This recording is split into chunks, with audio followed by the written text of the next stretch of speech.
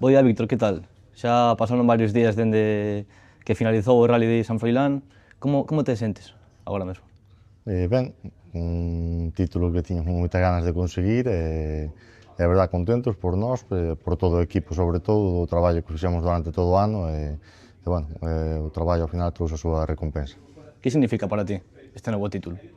Son xa o noveno consecutivo e pois significa eso, que detrás hai un gran traballo, que todo saliu ben e que contentos de todo o que fixemos. E como foi a celebración? Coa familia? Como todos os anos, co equipo e disfrutando do resultado e listo. Tivo algo de especial con respecto aos anteriores títulos que conseguiches? Bueno, quizá foi a temporada que máis apretada estuvo, que tiñamos que terminar si ou si, sempre había un pouco máis de presión, si que houve un pouco máis de presión que outros anos.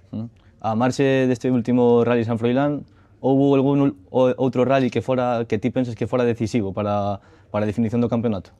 No, tivemos dous abandonos, que foi o que foi decisivo para chegar á última carreira para decidir o campeonato. Dous abandonos por culpa nosa, no último pois queríamos que non pasara e todo saliu ben. Sinceramente, crees en algún momento da tempada ou mesmo no Rally San Froilán pensaches en algún momento que poderías perder o campeonato nas últimas rondas ou rallies? Sobre todo no último tramo, que tuve unha salida de carretera a 3 km de meta do último tramo, estuve ali 30 segundos co coche non iba, non arrancaba, apagábaseme. A verdade que sufrín moito, era que me salín e quedou o freno man tirado, non salía, un error meu de pilotaje, pero moitas veces é moi difícil ir concentrado e ir despacio para non cometer erros, pois pasou o contrario, cometí un erro cando non debería. Tires a cara visible da victoria, digamos, pero que papel tivo José Murado na consecución deste noveno campeonato? Sí, este ano corrín con Murado, con Moncho López e Pablo Ramos, que é a miña moza. Murado é un copiloto de 10, que está correndo a nivel europeo sempre ao máximo nivel con el. Desta volta, xa no último día, xa soubo dende comezos do día que iba a gañar o que era o máis candidato a gañar o campeonato, non? Axudoulle a afrontar o día ou a tarde do sábado do Rally San Froilán con máis calma? Calma sempre hai que ir con calma, pero sí que pola tarde levábamos 50 segundos de ventaja e había que ir con moita cabeza, non cometer erros, que foi o que fixemos, o que se comentei antes, así que había moita tensión. Como foi ese momento no que che din ou no que te enteras de que Meira abandona? Eso son cousas das carreiras que suele pasar, neste caso lle tocou el e a mí me tocou dúas tamén este ano. Para o campeonato, a verdade que non influía moito, o meu objetivo era quedar nos 3 primeiros para ser campeón, así que contra o resultado era indiferente, eu tiña que seguir o meu rally e intentar facer nos 3 primeiros. E falabas antes de que neses últimos tramos ibas con calma para non cometer erros. Nunha situación así, como se gestiona o ter que ir con calma sen esa adrenalina da competición de un para un, non? Como se fai? Moi difícil, eu suelo facelo creo que bastante ben, pero como te dixen antes, no último tramo, pois cometín un erro por non ir igual ou como había que ir de centrado ou que fora. Case me costa o rally e o campeonato. E que pensou cando chegaches á liña na meta? A quen lle adicaches?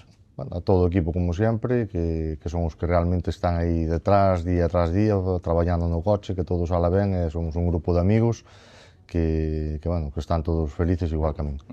Como ben dicías antes, é o noveno título. Cal foi o máis especial para ti? Son 9 títulos, 6 os ganamos con un vehículo R5 e 3 con un World Rally Car. Eu creo que calquera título ten os seus de estar contento, eu creo que todos, máis ou menos igual. Hai outros personaxes do motor ilustres, non? Como Marc Márquez ou Valentino Rossi, que tamén teñen 9. Víctor Senra vai polo 10º. Mentres este a gusto en Galicia correndo, que sí que estou, pois intentarei seguir correndo aquí, disfrutando e se pode ganar un campeonato máis, pois o intentaremos. Ese é o maior reto que tedes por diante, agora mesmo? Sí, un reto sempre me planteo ser, cando empezo, por exemplo, ser campeón gallego, algún rally, como este ano o Rally San Marino era un objetivo que tiña ao principio de Italia, en Italia, o ganamos. Sí, sempre me planteo algún reto.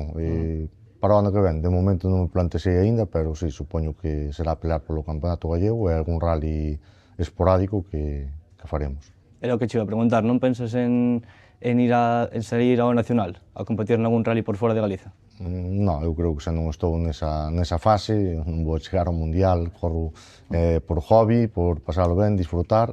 O nacional agora son equipos oficiales que son xente que se dedica por e para eso, e non é o meu caso, así que sí que me apetecería algunha carreira suelta, pelear con esa xente, que é moi difícil estar con eles, pero bueno, algunha carreira sí que farei. Botando a vista atrás, en que cambiou o Víctor Senra que gañou o primeiro campeonato con este Víctor Senra do 2025? Pois non te sabría responder, creo que sempre fui un piloto moi tranquilo, cas cousas moi claras e de non cometer errores. Non só nos últimos 9 anos poucos errores cometín, así que creo que máis ou menos fun sempre o mesmo piloto. Xa cando empecé a ser campeón gallego xa levaba unha experiencia moi grande atrás. E non se cansa de gañar tantas veces? Bueno, prefiero ganar que perder, eu creo que sería ao revés, pero sí, eu disfruto co coche correndo e se cando se gana, pois sí que máis contento.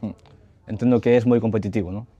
Sí, a mí me gusta cando vou correr, pois ganar a todos, eso son así eu, é algo que que son así. Se tiveras que cambiar algo de cara á próxima tempada desta que non che gustou, calquera detalle, que sería?